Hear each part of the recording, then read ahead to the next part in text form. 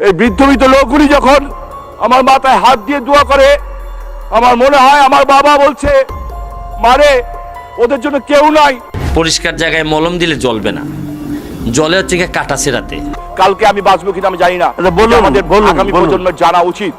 হ্যাঁ, কিছুদিন ধরে সোশ্যাল মিডিয়ার মধ্যে ব্যারিস্টার সুমন সবসময় বলতো আমি হয়তো আর বেশি দিন বাঁচবো না জীবন ধরে, কিন্তু এখন বলতে শুরু করছেন শামীম ওসমান, সেও বলতেছে সে হয়তো আর বেশি দিন বাঁচবে না। আসলে এই নেতাগুলো কেন এই কথাটাই বলতেছে, কারণ তারা নিজেরাই জানেন আমি বাংলাদেশের মধ্যে যারাই ভালো কাজ করে তারাই যেন তাদের জীবন নিয়ে শঙ্কা করে। কেন করে? কারণ তিনি জানেন ভালো যারা আমাদের বঙ্গবন্ধু শেখ মুজিবুর রহমান ব্যক্তিরা কিন্তু দেশের স্বার্থে লড়ছেন, দেশের মানুষকে শান্তিতে থাকার জন্য তারা ভোগ করছেন মাসের পর মাস, কিন্তু সেই ব্যক্তিটাও আমাদের বাংলাদেশের মানুষের হাতে হত্যা হয়েছে। তার মাধ্যমে হলেন আপনারা সকলে জানেন মোস্তাক এর একটা মাস্টার মাইন্ড ছিল। আজকে আমাদের বঙ্গবন্ধুকে আমরা পাইনি, আমাদের বঙ্গবন্ধু এই সুন্দর সোনার বাংলাদেশ দিয়ে গেছে, ব্যক্তিটা তারপর উন্নয়ন করতে পারেনি। আর সেই ধারার লক্ষ্যে আমাদের নতুন ব্যারিস্টার সুমন আসছে।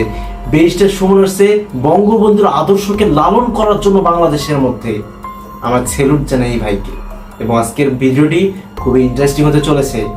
কেন শামীম ওসমানের জীবন বেশি দিন বাঁচবেন না, কেন এই কথাটা বললেন, আবেগঘন এই কথাগুলো পুরো ভিডিওটি দেখবেন এবং শুনবেন। আপনাদের শোনা অনেক জরুরি। আশা করবো আপনারা নিরাশ হবেন না, ভিডিওটা দেখে অনেক ভালো লাগবে। চলুন আমরা সেই বক্তব্যটি শুনে আসি, না টেনে শুনুন, মজায় পড়ে যাবেন ভিডিওটা। চলুন ভিডিওটি দেখে আসি। এই বৃদ্ধ বৃদ্ধ লোকগুলি যখন আমার মাথায় হাত দিয়ে দোয়া করে, আমার মনে হয় আমার বাবা বলছে, মারে ওদের জন্য কেউ নাই। একটা ঘটনায় নারায়ণগঞ্জে আমার মাতৃতুল্য প্রধানমন্ত্রী শেখ হাসিনা, উনি আমরা যারা ৭৫-এ পড়ে এসেছি, উনি আমাদের কাছে প্রধানমন্ত্রী সভানেত্রী না, উনি আমাদের কাছে আমাদের মা, আমাদের শেখ হাসিনা। সেই কারণে ২৫০০ একটা এই ঘটনা বলে শেষ করব। আমি আশা করি আপনি আমাকে এই ঘটনাটুকু বলতে দিবেন মাননীয় স্পিকার। কালকে আমি বাঁচবো কিনা আমি জানি না, আমাদের আগামী প্রজন্মের জানা উচিত। আমি বলতে চাই, এর আগে রাজনীতি অন্যভাবে করতাম মাননীয় স্পিকার, একে কসম খেয়ে বলছি অন্যভাবে করতাম। কিন্তু ২০০১-এ আমার নেত্রী নারায়ণগঞ্জে গেলেন, প্রচন্ড গরম মাননীয় স্পিকার, তখন ১৬ জুন আমার উপরে বোমা হামলা হয় নাই, কিন্তু তখন আমার জাতির পিতার কন্যাকে মারার জন্য গোপালগঞ্জে ওই বোমা পুঁতে রাখা হয়েছিল। সেই কারণে সিকিউরিটিও ছিল বেশি। উনি গেলেন ২৫০০-এ দুপুর ১টার সময় জনসভা করবেন। এত গরম, প্রচন্ড গরম, আমি ঘেমে চুপচুপ হয়ে গেলাম, নিজের কাছে নিজের ঘৃণা লাগছিল, এত ঘেমে গেছিলাম। উনি বক্তব্য দিলেন, আমি সংক্ষিপ্ত করে বলছি, উনি বক্তব্য দিলেন। বক্তব্য দিয়ে আমি দেখছিলাম যে আমার নেত্রী, আমার আজকের প্রধানমন্ত্রী, আমার মা শেখ হাসিনা অত্যন্ত টায়ার্ড। উনি গাড়ি তুলে চলে গেলেন, কিছু দূর রেখেই একটা হেলিকপ্টার রাখা ছিল, ওইটা দিয়ে উনি চান্দিনায় যাবেন বক্তব্য দিতে। আমি ওনাকে বিদায় দিলাম। বিদায় দেওয়ার পরে খানিক্ষণ পরে এসএসএফ এর সদস্যরা আসলেন, এসে বললেন, স্যার আপনাকে মাননীয় প্রধানমন্ত্রী ডাকছেন। আমাকে ডাকছেন? বললে হ্যাঁ। আমি সাথে সাথে গেলাম, দৌড়ে গেলাম। যাওয়ার পরে বললাম যে আপা আপনি আমাকে ডেকেছেন? বলে হ্যাঁ ডেকেছি। আমি কি করবো বাবা? বলে আমার সাথে চান্দিনায় চলো। আমি সকাল থেকে কিছু খাই নাই, শরীরটা ভালো লাগছে না, চান্দিনাতে তুমি একটু বক্তব্য দিবা, আমি ততক্ষণ রেস্ট নিয়ে নিবো। খুব মায়া লাগলো দেখে। আল্লাহ আপা আমি এই অবস্থায় যাবো এই কাপড়ে? বলে কিচ্ছু হবে না, চলো। মাত্র 2 মিনিটের ঘটনা আমার জীবন পরিবর্তন করে দিল মাননীয় স্পিকার। বিশ্বাস করেন, সাক্ষী হিসাবে আল্লাহ যথেষ্ট। আমার জীবনের রাজনীতি দর্শন পরিবর্তন করে দিল। আমি দেখলাম সামনে, বেশি দূর না মাননীয়, এই যে আমার থেকে আপনার যত ডিস্টেন্স এইটুকু দূরে বেশ কিছু মহিলা দাঁড়ানো আছে। তখন বাঙালির অর্থনৈতিক অবস্থা এতটা ভালো হয় নাই, শাড়ি পরা, ব্লাউজ নাই, বৃদ্ধা মহিলা, বৃদ্ধ লোক এবং ছোট ছোট কিছু বাচ্চা দূর থেকে হাত নাড়ছে জাতির পিতার কন্যার প্রতি, দূর থেকে হাত নাড়ছে। বাচ্চাগুলি বলতেছে হাসিনা, ও হাসিনা, ও হাসিনা বলতেছে। আমি হঠাৎ করে দেখলাম হেলিকপ্টার সিট থেকে আমার নেত্রী নিচে নেমে গেলেন। নিচে নেমে ওদিকে হাঁটা ধরলেন।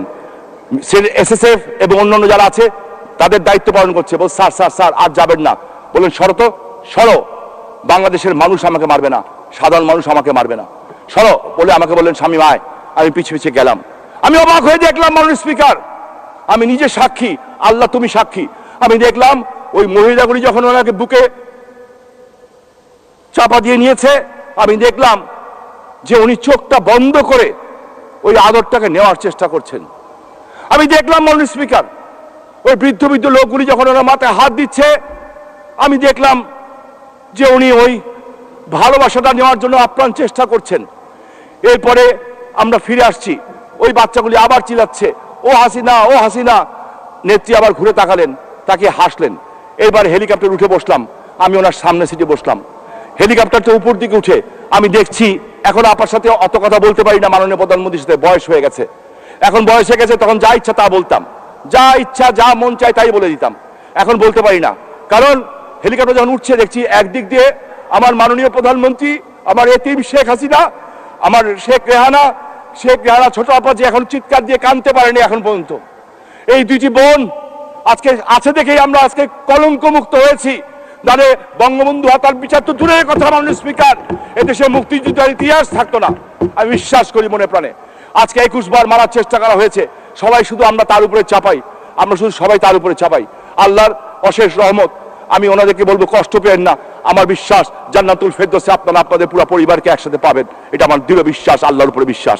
মাননীয় স্পিকার, উনি যখন হেলিকপ্টারে উঠলেন, হেলিকপ্টারে উঠার পর দেখছি নেত্রীর চোখ দিয়ে পানি পড়ছে আর মুখে হাসি।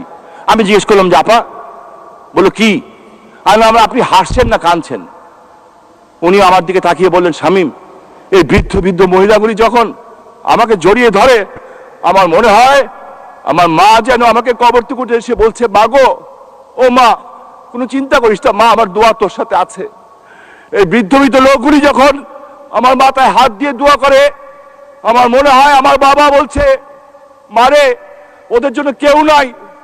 ওই ছোট্ট বাচ্চাগুলি যখন আমাকে ওই হাসিদা বলে ডাকে, আমার মনে হয় আমার ছোট্ট ভাই রাসেল বলছে, হাসু আপা, ও হাসু আপা, আমাকে একটু কোলে দাও না। সেদিন আমি বুঝতে পেরেছি, মাননীয় স্পিকার, বাংলার মানুষকে বলতে চাই, শেখ হাসিনা আওয়ামী লীগের সম্পদ না, বাংলাদেশের সম্পদ, আগামী দিনে বাচ্চাদের ভবিষ্যতের সম্পদ। উনি বাংলার মানুষের ভিতরে, সাধারণ মানুষের ভিতরে ওনার বাবাকে, ওনার মাকে, ওনার ভাইকে খুঁজে পান। তাই আজকে আওয়ামী লীগের যারা সদস্য আছেন কিংবা স্বাধীনতার পক্ষে যারা আছেন, আমি আপনাদের কাছে হাত জোর করে অনুরোধ করতে চাই, 71 যেমন আমরা বঙ্গবন্ধুর নেতৃত্বে ঐক্যবদ্ধ হয়েছিলেন, আবার বোধহয় ঐক্যবদ্ধ সময় এসছে। আসেন ঐক্যবদ্ধ হই এবং সকল ষড়যন্ত্রের বিরুদ্ধে জয় বাংলা, জয় বঙ্গবন্ধু, জয় শেখ হাসিনা বলে আমরা লড়াইয়ের জন্য প্রস্তুত হই।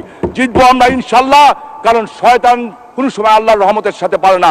আমাদের অসৎ লোকের সংখ্যা এত বেশি, কোনো একজন সৎ হইলে আমরা 15 টাকা রিক্সা ভাড়া দিয়ে দেখতে যাই যে ভাই এলাকায় একটা সৎ লোক পাওয়া গেছে।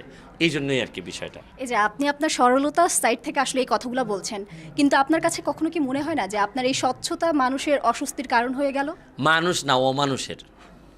এখন অমানুষের, ধরেন আপনি যদি একটা মলম দেন, একদম ক্লিন পরিষ্কার জায়গায় মলম দিলে জ্বলবে না, জলে হচ্ছে গিয়ে কাটা ছেঁড়াতে। তো যাদের কাটা আছে তাদের তো জ্বলবে। আর আমার কাজ মলম হিসাবে থাকা, যতদিন এক্সপায়ারি ডেট না হয় ততদিন পর্যন্ত এই মলম আমি দিব। আর যখন এক্সপায়ারি ডেট শেষ হয়ে যাবে তখন শেষ, আর একটা নতুন মলম হয়তো জন্ম নেবে। তো এতে কি আপনার কাছে কি মনে হয়, আপনার সংসদ সদস্য যারা আর বাকিরা রয়েছেন তারা তো প্রকাশ করছেন না, তাদের কি কোনো না কোনোভাবে চক্ষুশূল হয়ে যাচ্ছেন না? আস্তে আস্তে সবাই সবই করবেন। বাজারে যখন নতুন 100 টাকার নোট আসে, তখন পুরাতন নোটগুলো এমনিতেই মানুষ মানিব্যাগ থেকে সরাই দেয়। এটা কাউরে আবার এই স্ট্যান্ডিং অর্ডার দেওয়া লাগে না যে ভাই সরান। এই পুরাতন মাল এইখানে মানুষ রাখে না। ব্যারিস্টার সুমন এবং শামীম ওসমানের বক্তব্য শুনলেন, এবং এই ব্যাপার নিয়ে আপনার কি মন্তব্য অবশ্যই আমাদের কমেন্ট বক্সে জানিয়ে দেবেন। ব্যারিস্টার সুমন, তিনি আমাদের বাংলার জননেতা, বাংলার গরিবের বন্ধু, এবং শামীম ওসমান, তিনি যদি আওয়ামী লীগ করেন, দুজনে আওয়ামী লীগ করেন, কিন্তু শামীম ওসমানের আজকের আবেগঘন কথাগুলো আপনার কেমন লাগলো অবশ্যই আপনারা কমেন্ট বক্সে জানিয়ে দেবেন।